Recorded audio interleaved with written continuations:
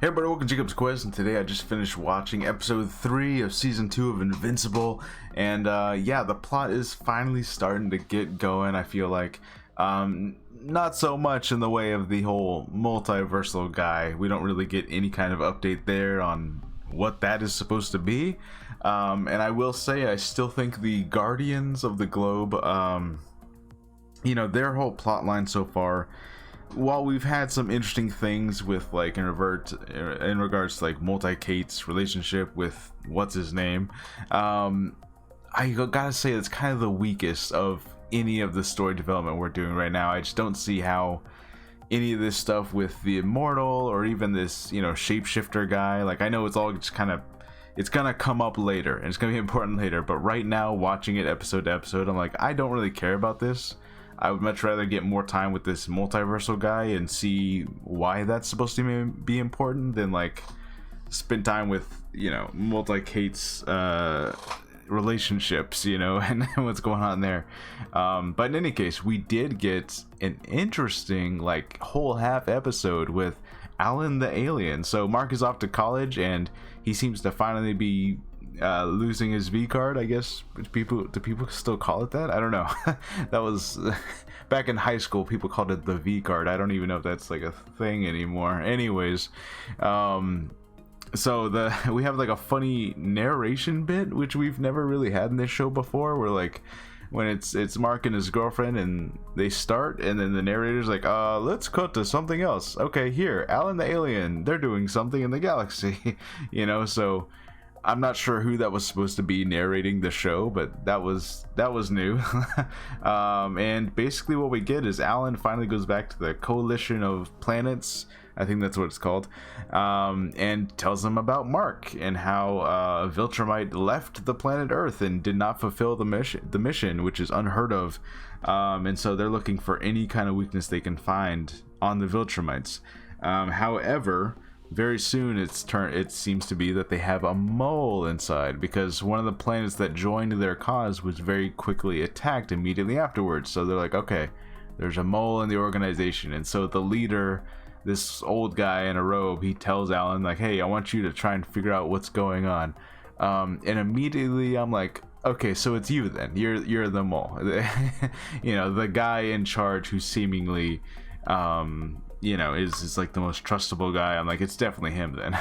So Alan's on a date with his girlfriend and they're just hanging out, and he's like, yeah, I'm gonna go figure out what's happening with the mole. And he immediately gets attacked by some Viltrumites, very suddenly, very unexpected. He's out there in space, he's attacked by 3 Viltrumites who want to know, who was it that left planet Earth? Did they actually have a kid? You know, basically just trying to find Omni-Man and what's going on, right? So no one knows where Omni-Man's at. And so they, you know, they have a fight, but they pretty much just destroy Alan the alien. Like, his arm is ripped off, his intestine are like exploded out, like he is gone, right? And yet somehow in the next scene he is in a hospital bed and he still has a heartbeat, and they're like, oh, he's alive, but just barely. And I'm like, how? You know, I get it. Like, they explain he was this alien experiment to be like the strongest of his species. So I get it. But still, I was like, his eyeball was like out of his face. Like, that seems to be most of his face is the eyeball. So I don't know. I think he's gone. In any case, of course, you know, his girlfriend's all sad and she cries, and in comes the old guy who's in charge of the coalition of planets, and he's like, oh, go get some rest, I'll be here. And I'm like, okay, so this is where he turns out to be evil. And of course he presses a button and we see Alan's heart beep down to, you know, the beep, you know. So it seems, you know, it seems that Alan has been killed, but of course, you know, I'm not going to trust this show that that's actually what's happening unless next episode they directly say that that really did happen.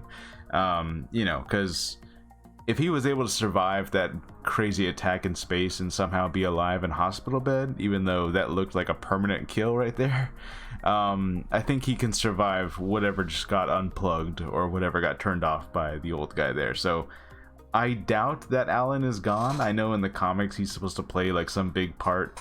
So this might just be a big fake out, but in any case, yeah, even this coalition of people trying to take down the Viltrumites, even they are not safe, you know, because there's moles for the Viltrumites there. So yeah, that happened. It was pretty cool seeing like what it feels like bigger picture stuff, you know, stuff that's going to be real important later on is being set up there, you know, in which I have complained about this season so far of like it's just nothing but setup and not really like substantial things. So I did enjoy this. We got to spend a lot of time with it. Meanwhile, okay, so Mark is he throws out all of his collection, which made me real sad. I mean, first of all, you probably don't have room for that kind of stuff in a college dorm, but you don't have to throw it out, right? Like put it in a box, leave it at your mom's house, right? Like you don't have to throw it away. But he throws away his entire action figure collection, and I'm like, oh, Mark, except for one toy, and it's some dog Doctor Strange type thing that I guess they enjoyed this superhero when they were a kid. I don't know if it was ever, well, no, they established it was not real. So even in this world with superheroes, he was still a fan of a fictional superhero, which is interesting, I guess. Anyways, so it's like this dog sorcerer character, and he's approached by the dog sorcerer, and of course it's not what it seems. He gets in a fight with it, and he's smartly like, okay, no, tell me what you actually are, because I know that this is a fictional character, so you can't be that. And it does turn out to be this insectoid alien who says, oh, I need your help and my planet's gonna die. And so he agrees to go with them, which, you know, he agrees to go. He says bye to his girlfriend, but he doesn't, like, he just tells her, like, all right, go text my mom, which we'll talk about what's going on with Debbie. But she's not having a great time. Anyways, so he goes off to the insectoid planet, and it turns out real quickly, obvious, that like, okay, so there is no catastrophe. There's no meteors raining down, and you didn't really need my help. You wanted me here for some other reason. And also, I was wondering, like, well, how is his name all the way across the galaxy? Because the only person who knew his name was Alan, and we saw what happened to him. So who's spreading the word of his name to these insect people? And what seemed pretty obvious once they arrived was like, okay, it's gonna be Omni-Man. And yes, he's there, and he's like, oh, hey son, it's been a while. And he's wearing like completely different clothes, and he's kind of like smiling, and he seems like obviously a lot friendlier than the last time we saw him. So I am wondering if there's gonna be like, oh, time passes quicker here, you know, because they explain that the alien lives, the insectoids, like, oh, they age faster or something like that. And I'm wondering if it's actually going to be more of a time thing, because like, how long has Omni-Man been here? Like, I thought it's only been a couple months, but you know, his whole demeanor was like, oh, it's been like years, you know. So I don't know, I'm curious how long it's been for Omni-Man. But yeah, he he seemed a lot nicer than the last time we saw Omni-Man, so we'll figure out what's going on there, obviously. And then meanwhile, Debbie, she tries to go to this you know, this support group for superheroes, and a lot of them turns out that they were the ones that Omni-Man had killed. Is it the Guardians of the Globe, or whatever the group was? It might have been the Guardians of the Globe. Anyways,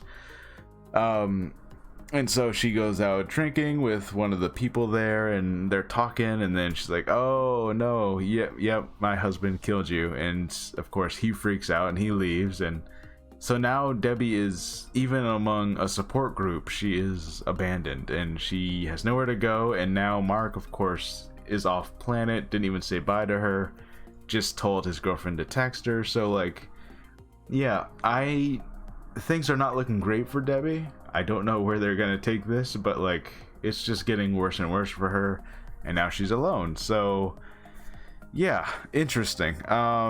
So on one hand, you know, it was another episode of like we're just gonna keep setting things up. We didn't even get multiverse guy in this episode, so you know, it on one hand it is like kind of more of the same, but I did like the stuff that we did get, you know.